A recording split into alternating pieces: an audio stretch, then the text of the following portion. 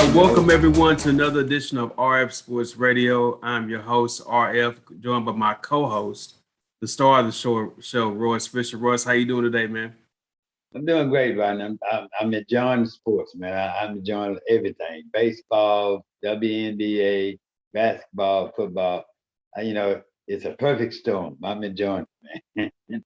Well, we Really. got a lot of feedback from the show last week. You were pretty fired up with some of your Ben Simmons comments that we still hear some feedback on. But as you can see, we're gonna discuss a little NBA today. Nothing's really happened. We're gonna get into a little Cowboy stuff. Some things have happened with the Cowboys as well, and then we'll jump into this whole GM survey. They do this every year, but again, we got to kind of give our feedback on what these GMs think and see if they're on the money or if they're way off. Maybe they see something that maybe we see something that they don't see. Right. I'm ready for it. Let's jump right into it, man. Let's start with the Cowboys first, Your which we favorite have team. started our show with a lot lately. Got a big win over last Sunday. A big win over undefeated Carolina Panthers team. Although the team was missing their best player, McCaffrey wasn't there, missing one of their better defensive players in the rookie J.C. Horn. But nonetheless, they had a very impressive showing. Diggs had 2 picks. Zeke had 143 yards. All is right in Jerry World, I think.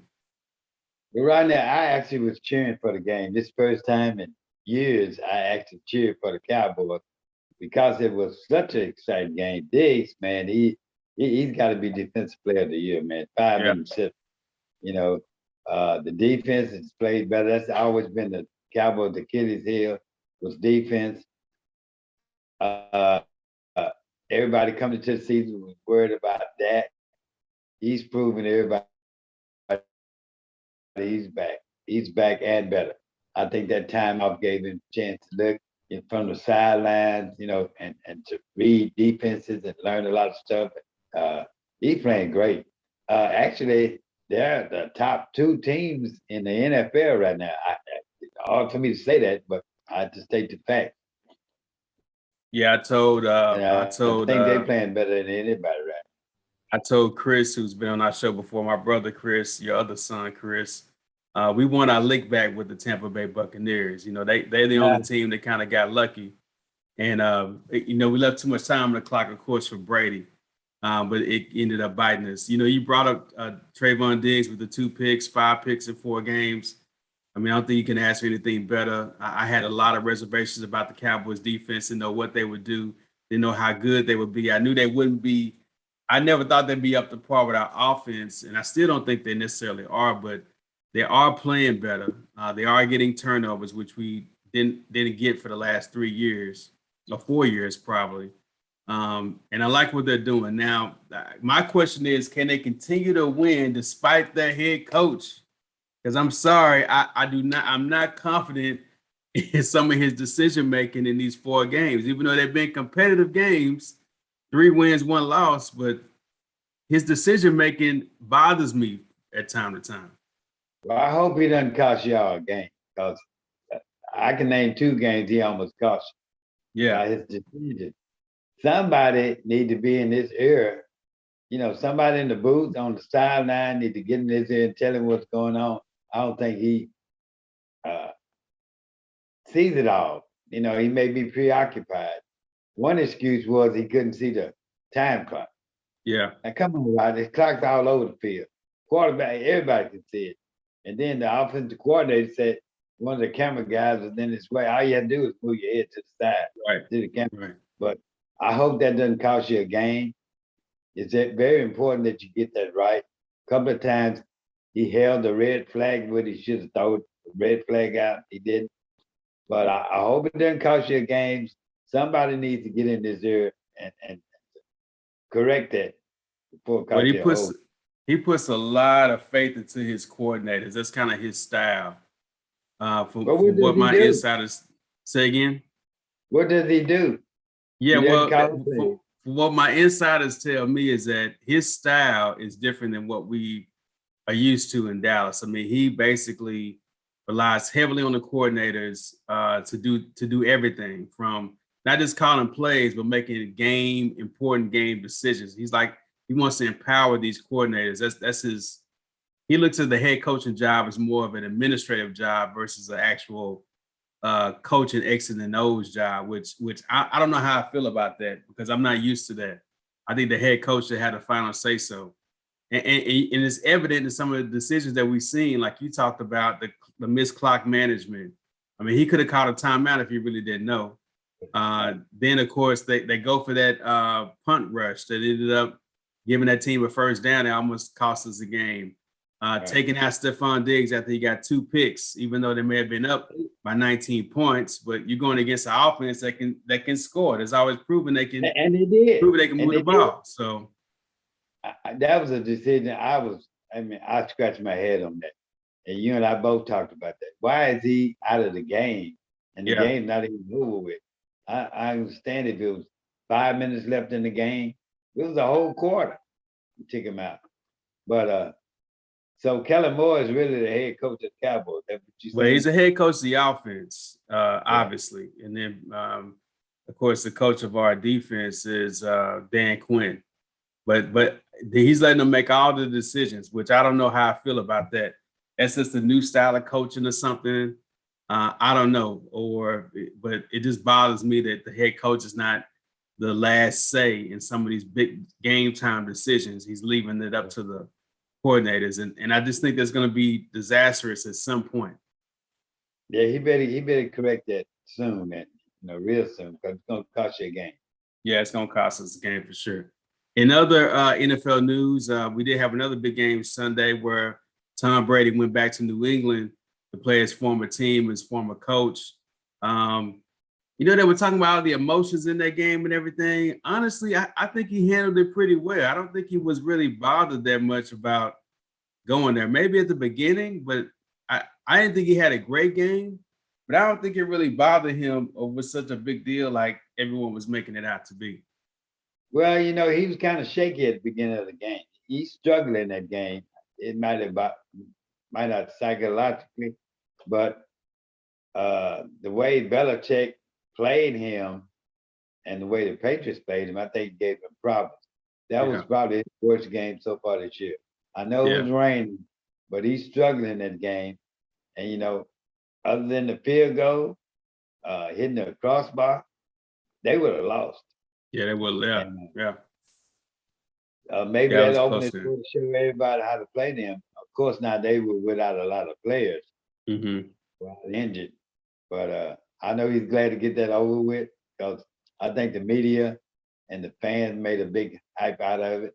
I saw a lot of 12 jerseys out there, man. Yeah.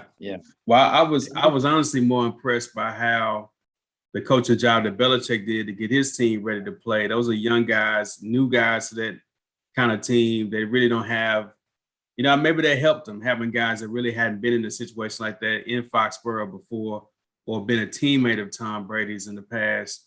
Having those guys on the team and getting them ready to play. I thought really I was more impressed with the job he did, making it a competitive game, for the team. And Matt Jones, I thought, did a good job of managing the game for Bill too. So my hat's off to him for the way he coached the game too.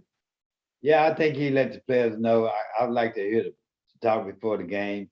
Let them know this is just another game, even though it's Tom Brady. It's just another game on that schedule. Let's look at it like that and not get into the hype. And the players were up for it. I thought that was. But the media and everybody else built it up to be Belichick versus Brady. Of course, now if you go to another team, you're gonna eventually play your old coach. That's how it works. Right. So, but to the Patriots, I think it was just another game. And I think for Brady coming home to play in front of you, he played there 20 years, man. So it had to be some kind of emotion involved. Well, I don't want to lose. I want to look good. I do have sentimental values with the team. So I'm pretty sure it was more a problem for Brady than Belichick. Well, let me ask you before we move on from the NFL. Were you surprised at all with the Cowboys cutting Jalen Smith? Did that surprise you? Because it didn't surprise me. I was shocked, but at the same time, they got a load of players, man. They deep. Right. They real deep. And last year you didn't hear his name called a lot. He played, he was hurt, but you got guys, young guys coming up. But I'm surprised they cut him this quick. You know, I'm not surprised because he was never like our best option. He was our only option in most cases. His best year I thought was when Van Der Esch got hurt. He played a lot. Of course, he was our only option at that time. And I think his story is great, coming back from the injury at Notre Dame and us taking a chance on him. For a while he couldn't even run. And the right. Cowboys took a chance on him, rehabbed him, got him ready to play where he's a serviceable linebacker. But at the same time, to me, it was just a business move. The fact that he's got this injury clause for 2022, would have to pay him if he gets hurt. A guy we know in the NFL, guys are going to get hurt. They looked at it like, hey, this is our chance to kind of move on. They've been trying to trade him, from my understanding, since the offseason and just didn't have any takers. So I'm not really surprised because the defense is playing so well. And honestly, we don't have a full defensive unit out there. We're getting the guys back every week. So I say roll with the young guys, man. I'm not really surprised by it. It doesn't bother me at all.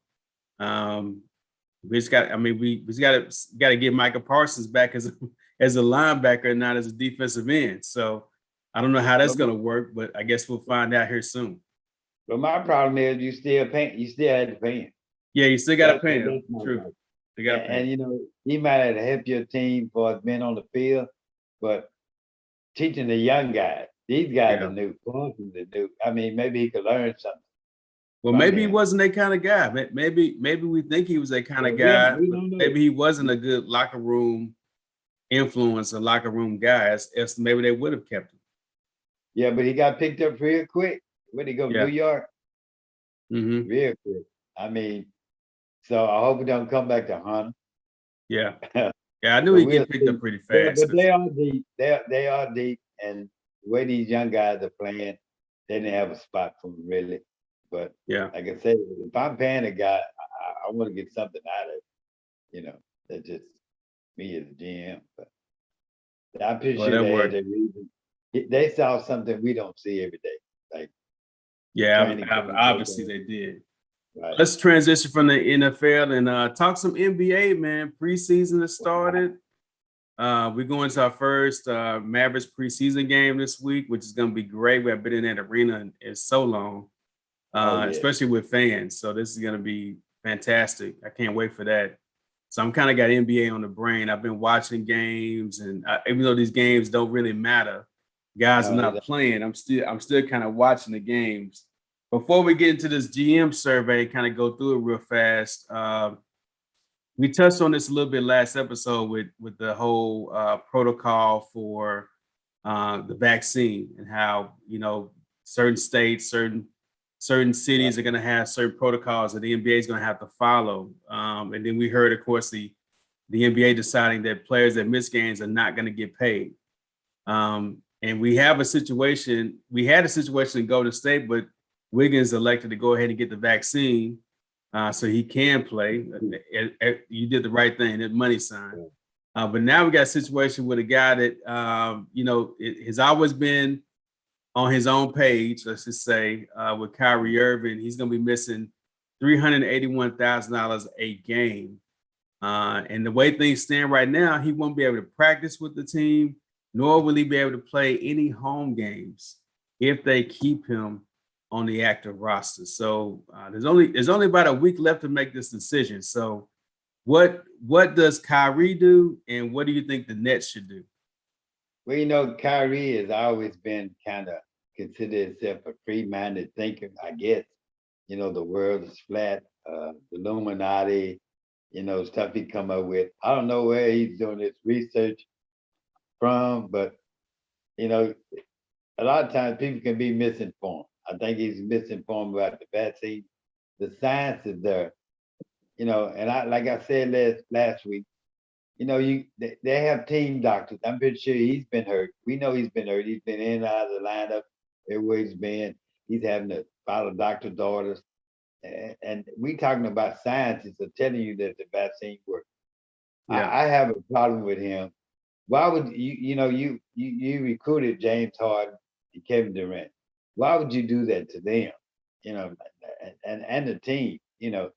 I don't think he is really excited about basketball as Kevin Durant just won the ball. I Obviously, think yeah.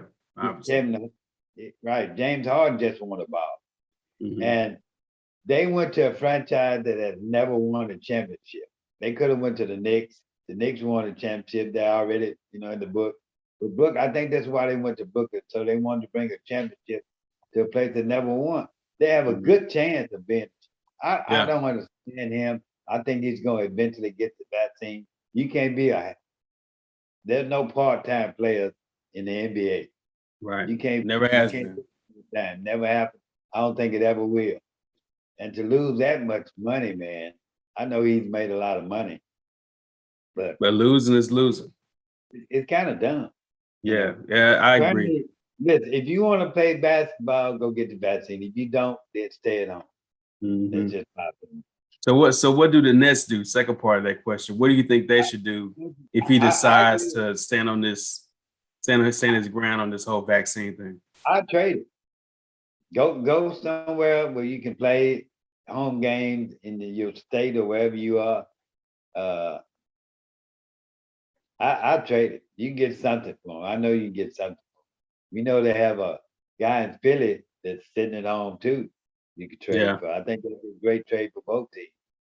But I think he'd fit well with Brooklyn. But listen, Kevin Durant said today that he's optimistic that he's going to get it.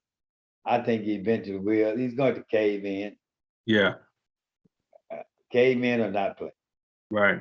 It's at some point you got to have a long, hard talk with yourself. Like I give a personal example. So I travel a lot, or used to travel a lot for business, and I still like to travel, even in my personal life. I still like to go out and do things, and I knew for a fact there's no way I'm going to be able to live the life I want to live if I did not get the vaccine. Like there's going to be places I can't go, things I can't do, people I can't be around if I make the decision not to get a vaccine. So it was an easy choice for me to get it done. And I think he's got to look himself in the mirror and make a decision on, do you want to play basketball? Because in today's world, to play basketball, you got to get the vaccine. That's just the bottom line. If you're going to be in the NBA or really on any team, you can't go overseas and play basketball Workplace, without having a in the vaccine. workplace, You can't right? be on the USA team. You can't play semi-pro Right. without getting the vaccine. It's just the bottom line of way things are. It's just like if like there was a rule when he was in college, you had to play college 1 year before you go to the NBA. Well, he Right. did that in Right. order to get to the NBA. And this is another prerequisite to play in the NBA. So I think he's going to cave in, like you said. But I think if he doesn't, if I'm the Nets, I'm sure they've tried to trade him. Right. I'm sure they probably want to get him traded to probably closer to All-Star weekend because they're going to wait and see how things play out. But I'm hopefully he does it. If he doesn't do it, I would sit him. I wouldn't allow him to be a part-time player. I Well, he wouldn't can't allow even him just practice. to practice on the road or just play on the road.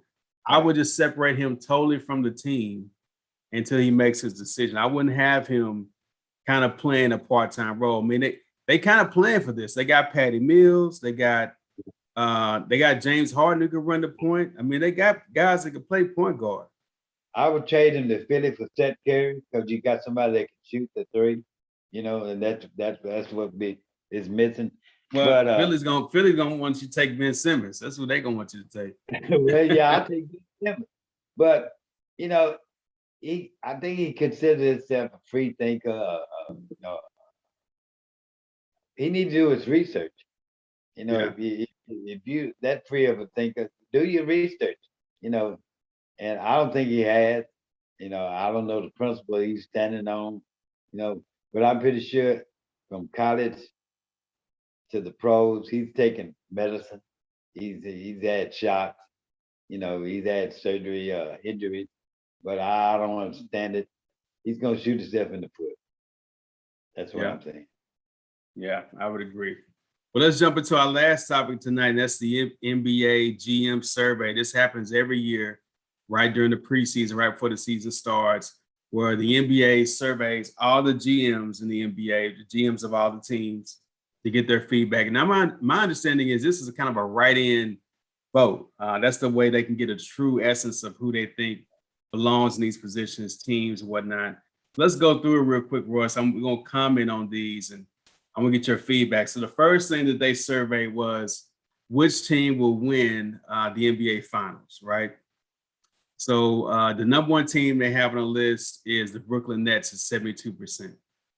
Number two, the Lakers at 17%, and then number three, the Bucks at only 10%. Would you agree? I mean, these are GMs that are talking here. I think the Nets have the best chance, and Lakers and I two, think and I Bucks three. in second place and maybe the Lakers third. Because that's an experiment that we don't know if it's gonna work. Everybody's counting on LeBron James to make that work. Yeah. But sometimes there's some things LeBron can't fit. You know, we saw that in Cleveland. You know, so I had to put Milwaukee second and Lakers third. Yeah. Matter of fact, I would drop the Lakers down to fourth. And who would you put third? The two teams I consider, that's Denver and Utah. Because these So guys Lakers would be fifth. Yeah, they played together. They got a core chemistry, and what you have in LA is not proven. And you know, it's got a bunch of new guys coming into a new system. And it's Russell. I think everybody's assuming that the Lakers are going to be healthy when the playoffs come around. I don't know. That's a dicey situation that all those guys are going to be healthy to make a playoff run. Everybody on that starting roster had the injury prone. Yeah, at least lately, last few years, except for like Carmelo, Russ, but everybody else, Anthony Davis, LeBron, both of them were hurt last year. Right. And they're older. Yeah. And these young guys aren't scared of the Lakers. I like they. Do you realize that championship they won in the bubble was less than a year ago? I always see it as an asterisk by that. But do you realize that was less than a year ago? Yeah, it's been less than a year since they won that championship in the bubble. That's crazy. You know why they won? They were the only team that wanted to be there. Yeah, everybody else didn't want to be there.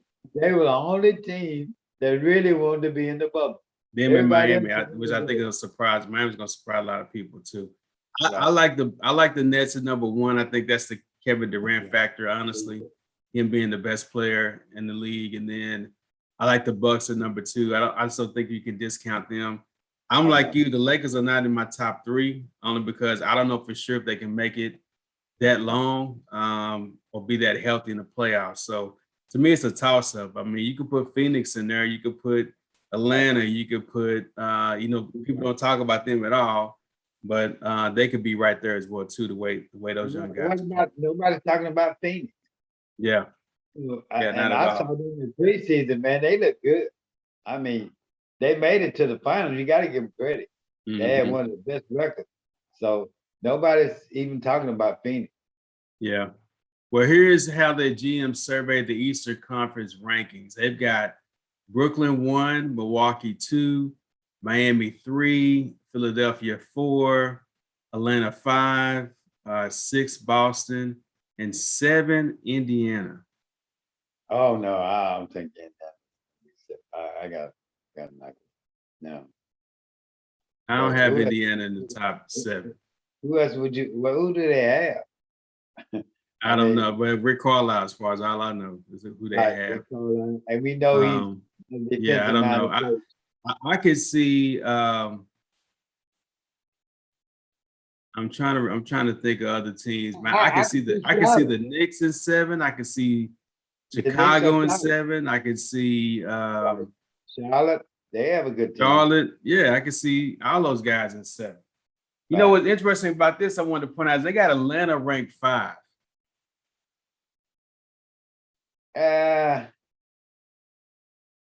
I say 4 or 5. I mean, uh, I don't know. Yeah, that's a good question. Yeah, Atlanta What else ranked do you 5. put? Yeah, it's like the Phoenix Suns. What do you put there? Nobody's talking about that. Yeah, yeah, Yeah, but they did make the final. right.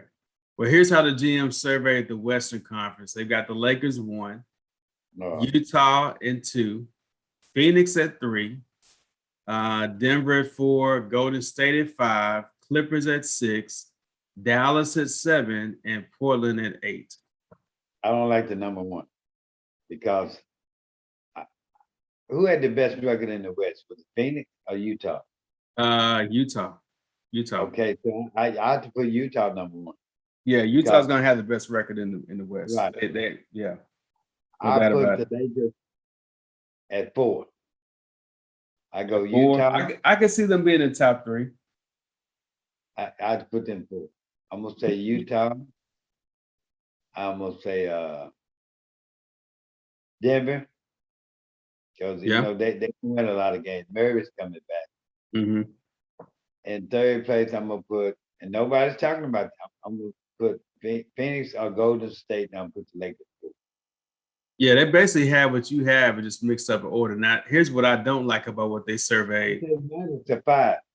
Yeah, I don't like that they surveyed Dallas at 7. Yeah. I think Dallas will be better than the Clippers because we don't know when Kawhi's coming back.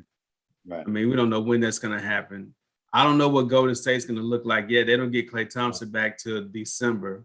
Right. So I think Dallas could be better than both of those teams in the rankings. I mean that they're going to be better overall, but in the rankings in terms of where they rank in winning games, I got Dallas at least at number 5.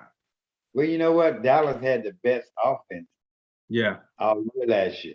If they Yeah. can get the defense, catch up with the offense, they gonna move up. But we know they outscored. I mean, for scoring, they were the best offensive team in the league for scoring. If the And defense Portland's an easy team to put in oh, there, yeah. but let's not discount Yeah, New Orleans. Let's not discount Memphis. I mean, oh there's some yes, a teams lot in of the teams. West that can play. That's why I say, how can you put the Lakers number 1? Yeah. Yeah. I don't think they're going to be that healthy to be the number 1 Right. seed. Okay, let's jump into players real quick and before we wrap this up. So they have winning the MVP. I bet you can guess who they rank number 1 winning the MVP. Kevin Durant. They rank Kevin Durant 1. Right, yeah. Number 2, our guy Luka at number 2. Giannis at 3. Joel Embiid and James Harden tied for 4. And Steph Curry for 6. I'm not mad at that. I had to move Curry up some. Yeah, I mean, if Curry gets them off to a great start, top 3 seed, there's no doubt about it, he's going to be the MVP. Right. There's no doubt about it. If So, Luka gets them in the top 3, he may be MVP. I like Luka in the top 3. Yeah, I like that too. Yeah. Interesting though that only 2 players on that list are from the Western Conference, Luka and Curry. Everybody else is from the East. Yeah. Interesting. Okay, if you're starting a franchise today and could sign any player in the NBA, who would it be? Kevin Durant. Easy. I'll take Kevin Durant over anybody. Well, the guy is Mr. Buckets. All you need is somebody to pass the ball to. That's it. Well, 1 and 2 this year are the same 1 and 2 from last year. They got the same amount of percentage votes last year they got this year, and that's 1 is Luka, 2 is Giannis. Wow. If you're starting now, remember the question: if you're starting a franchise today and could sign any player, who would it be? I still take Kevin Durant. Either. Yeah.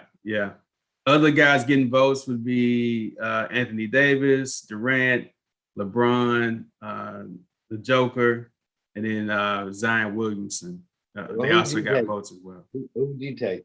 I take Luka number 1. If I'm starting a franchise and want to be good for a while, I take Luka. If I want to win right now, I'm taking Kevin Durant. Yeah, I can go with that. Yeah. If I'm winning right now, yeah, let's go Kevin. Let's go KD all day. His age and his experience, having played overseas, he started playing at 15, man. For a young guy, he has a lot of basketball miles, and the IQ is out off the chart. All right, here's the next one real quick. We run through these real fast.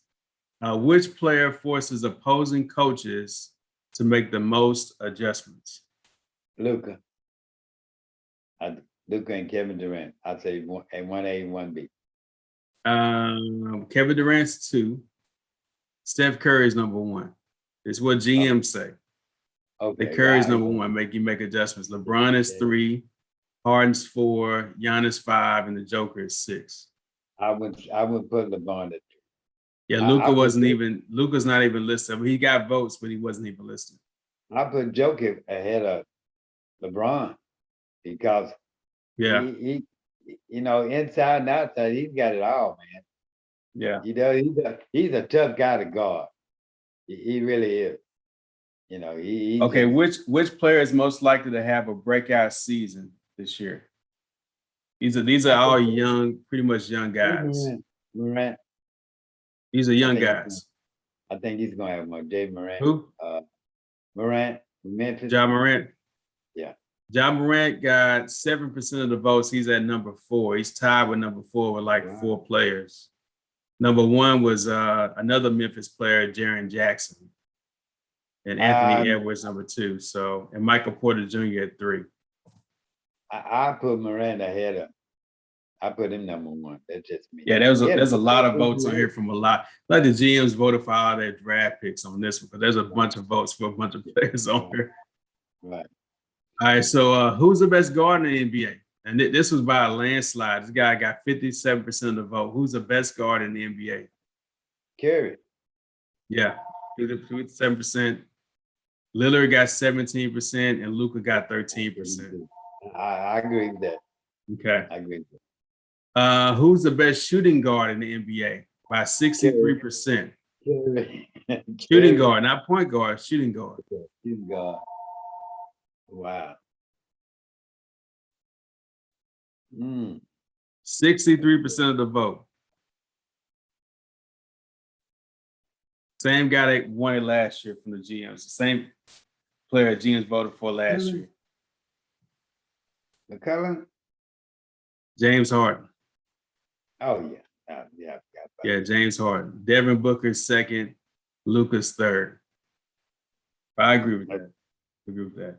Okay, best small forward in the NBA.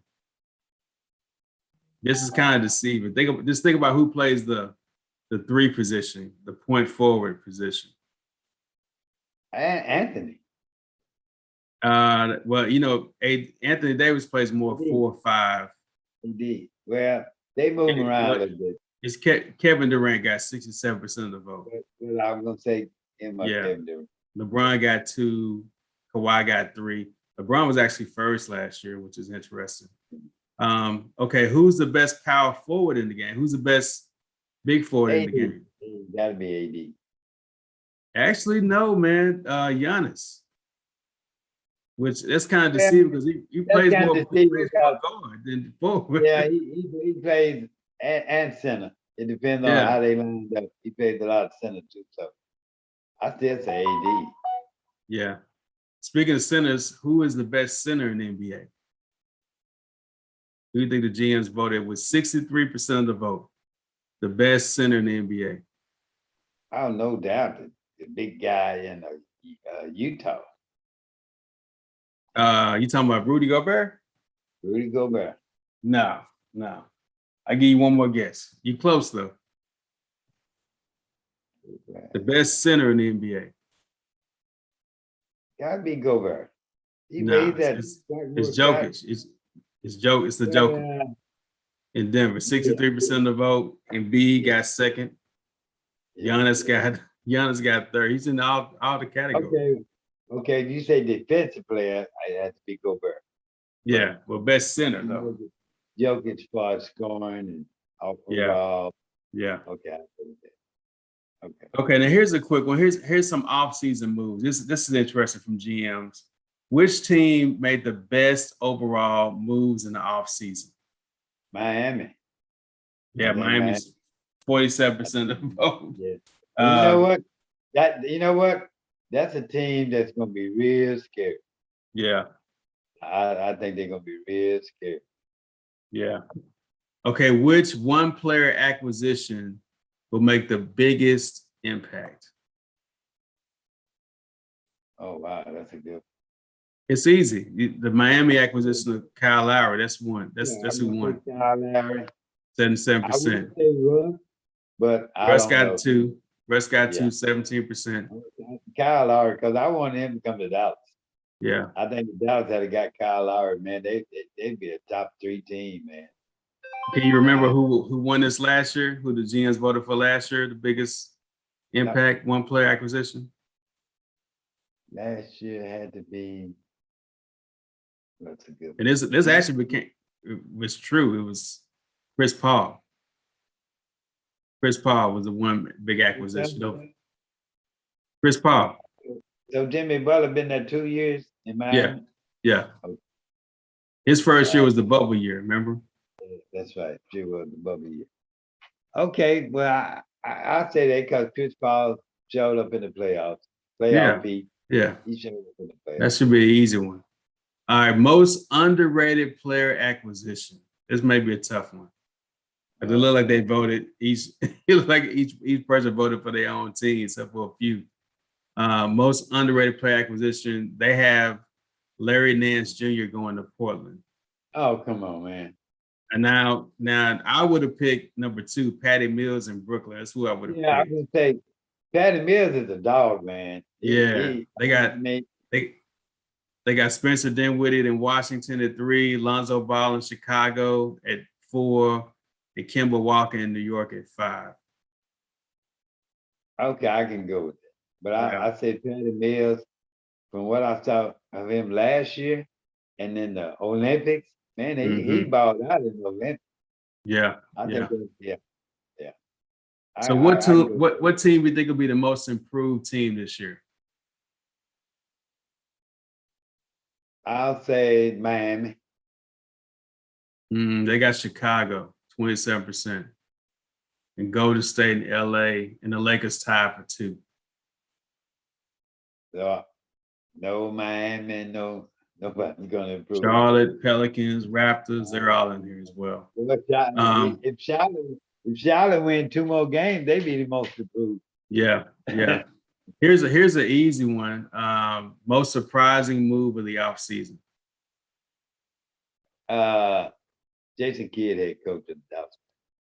You know what? No one even voted for that, which I thought was crazy. But Westbrook to LA got 50% of the votes. Okay. DeMar DeRozan to Chicago got 22%. Lonzo Ball to Chicago got 5%. Here's what also, this is why I thought that was kind of shocking that he didn't get any votes, was they also voted for Danny Ainge stepping down in Boston. They voted for Ben Simmons not going to camp. I don't know why they wouldn't vote for Kidd or Carlisle leaving. I mean, something with the Mavs, right? Right. Yeah, that was a big shock to a lot of people. Him leaving. And we didn't know who the head coach was going to be. I'm surprised to see Jason Kidd. Yeah. That was surprising to me. They got a bunch of survey questions around the rookies. We'll skip those because no one really knows. Here's one. Who's the best international player in the NBA? And this guy got 60% of the votes. Oh, Luka. Porzingis? No? Giannis.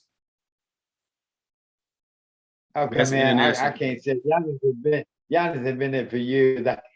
He's the best international. He's from Greece. He's international. Okay, but I think you had to go with the last instead of somebody that's been here. They said who is the best international player in the NBA? I'm not saying Giannis is the best. I know he won the MVP. He won the title and 2 back-to-back MVPs, Ross. I'm talking about the eye test. Yeah, I'm talking about the eye test too. Giannis he isn't the best international player? I have to say, Luka. From what I've seen of Luka when he came to the league, I have to say, Well, he national did. player. Luca is too. He got 27% of the vote. The Joker got 13% at 3. But I still say Giannis I'm is. gonna go one even better than that. Overall of all times, I'm going to say Dirk. Overall, best international player I've seen is Dirk. Okay, let's get into a couple of defensive ones. We're almost done here. Who was the best defensive player in the NBA? He got 47% of the GM's votes. Best defensive player in the NBA. Gobert. Gobert was 2 with 17%. Number 1 with 47% was Giannis. Number 1. Best perimeter defender in the NBA. Who's the best perimeter defender in the NBA? He got 50% of the votes. Wow. So half of the GMs think he's the best perimeter defender in the NBA. I give you a clue. He's a Milwaukee Buck. Oh, you talking about guy from Houston? I'm talking about that. Wasn't that he played from came from Houston? No, not him. You talking about PJ Tucker? No. Yeah, he did. Okay, It's Drew Holiday.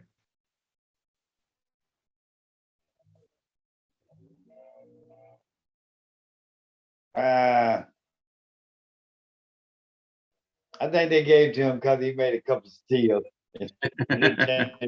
Well, they got Ben Simmons number 2 and Jimmy Butler number 3. So I was gonna say maybe Ben Simmons. We know he didn't have any offense, but he could play defense. I was gonna say Ben Simmons. Yeah. Well, here's an easy one. The best interior defender, 77% of votes was Gobert, like you said. For sure. I think it's a matter of opinion. Yeah, best defensive team in the NBA were the Bucks at 40% and the Jazz at 33%. It's close. Okay, here we go. Here's a good one. Who is the best coach in the NBA? 55% of GMs say this guy is the best coach in the NBA. Don't say Frank Vogel because I disagree. I'm going to say. Yeah, he's not on the list. Not on the list. Milwaukee Bucks coach. Was it Budenholzer? Mike Budenholzer. He was actually number 5. He only got 3% of the vote. What? Okay, well you got to go with Phoenix. And this is GMs. Monty Williams got 17% of the vote, but he's still number 2. He's number 2. So who got 55% of the vote from GMs? The best coach in the NBA. Can't be Doc Rivers. Heck no. Doc didn't get any votes. Not even from his own GM. I'm talking eliminate people. That's cool. I would say Budenholzer. He took him all the way to the playoffs. Our Atlanta coach. Our good friend, our buddy, who we spent a lot of time with, Eric Spoelstra. The best coach? GM say he's the best coach in the NBA is Eric Spoelstra, 55%. I know he's a great coach. He probably go to the Hall of Fame, you know, what he's done coming from being a video guy. But I don't think he was the best coach last year. The best coach led his team to a championship. Don't you agree? I would agree. You preach it to the choir. Right. And Monty Williams, he should have been at, where's he placed on the list? He was number 2. Okay, I agree. 17%. Okay, here's one. I know you're gonna like this one. Which head coach makes the best in-game adjustments? Now you watch a lot of basketball. You watch a lot of basketball over the years. What current coach in the NBA do you think GMs think makes the best in-game adjustments? This is gonna really get you right here. Wow, that's a good one. I'd have to say, oh, that's a good one. You're not gonna guess it, so I might as well tell you. You're not gonna guess it. Okay, tell me. 37% of the GMs say Tyronn Lue is the best head coach of making in-game adjustments. And now I could now thinking about it, think about it, he did push every playoff to game 7 with not a lot of guys. No Kawhi. He made a lot of adjustments now. I mean, if you think about it. But the number two one bothers me the most. He got 27% of the votes, Royce. Best in-game adjustments. Who was that? Rick Carlisle. Oh, you kidding? Well, Rick Carlisle, 27%. A quarter of the GMs think that Carlisle makes in-game adjustments. I have to disagree. I would go with Monty Williams because, you know, Cameron Payne and the guys he injected at different times. Man, he played a hell of a chess match. Yes. I have to say Monty Williams. I can't say Carlisle because he put Porzingis in the wrong place. And a lot of times you and I were talking about the game. I said, why is this guy in the game? Or why is this guy not in the game? You know, oh man. I can't believe they put him in there. I think they did that. And then which new or relocated head coach will make the biggest impact on this new team? They got Carlisle number 1 at 64%. Ime Udoka at Boston number 2, and then Jason Kidd number 3. Carlisle, well, I can't believe that. I'm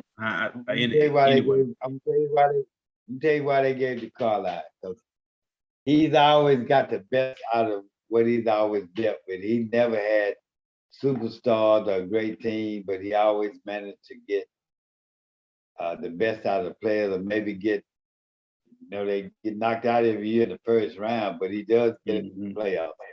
Yeah. You know, and we don't have a lot to work with. He does get the best out of his players, but I had to disagree with the last two. Yeah, now here's a good one. Which active player will make the best head coach someday?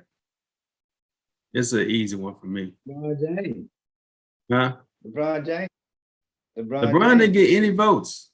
Oh yeah, you got one vote. Number 1 is Chris Paul, 34%.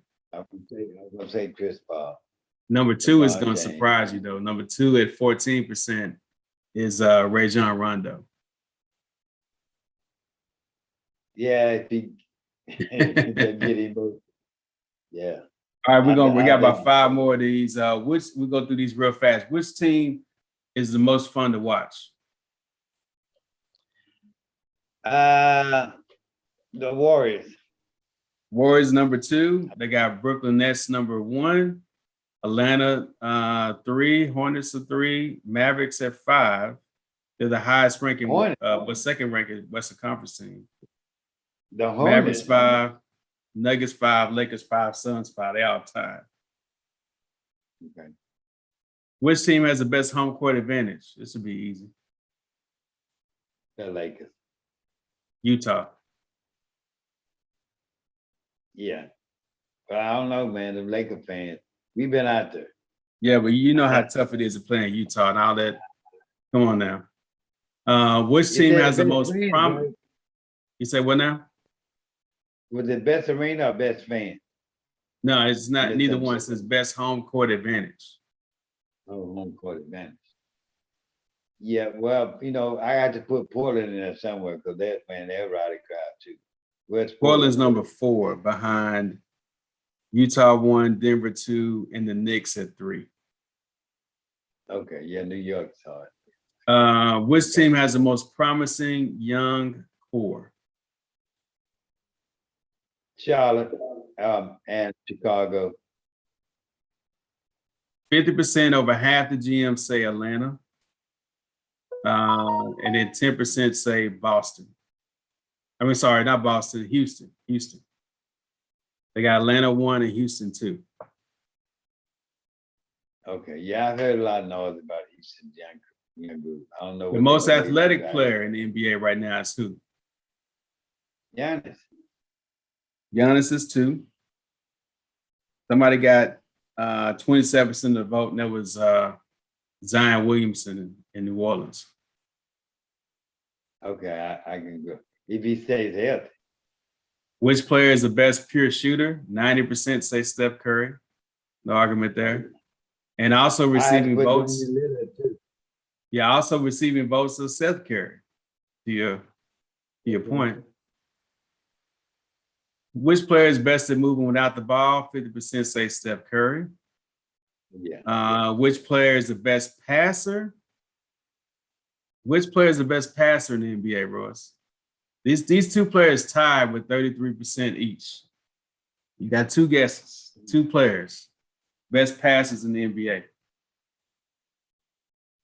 I'm about to say Jokic.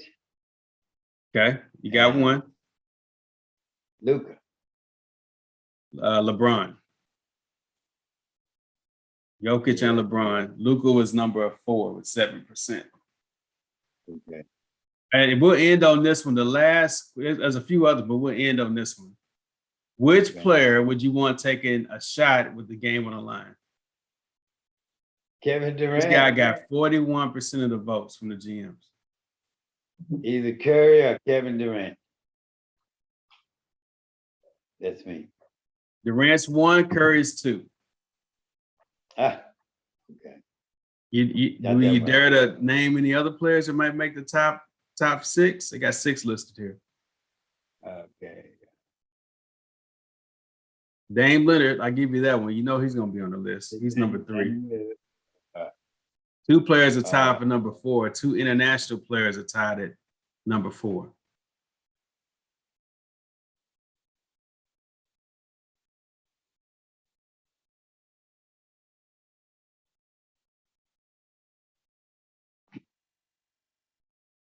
Okay, All right, we're back. I think we froze up a little bit. Yeah.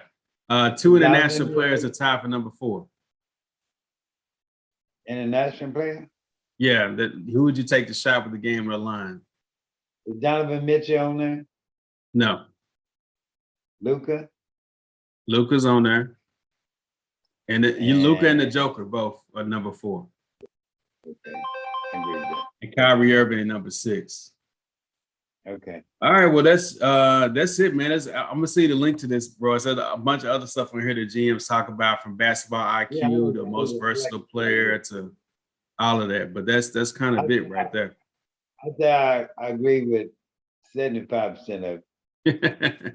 Yeah, I would say that too. I don't agree with anything Rick Carlisle made the 1 or 2 with. Right. I don't agree with that at all.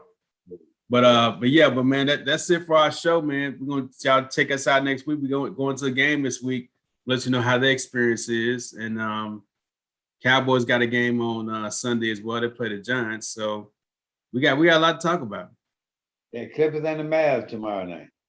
Clippers and the Mavs. Yeah, we get to see them. I wonder how the starters are gonna play first half. That's what I'm looking to see. No Kawhi. We'll see.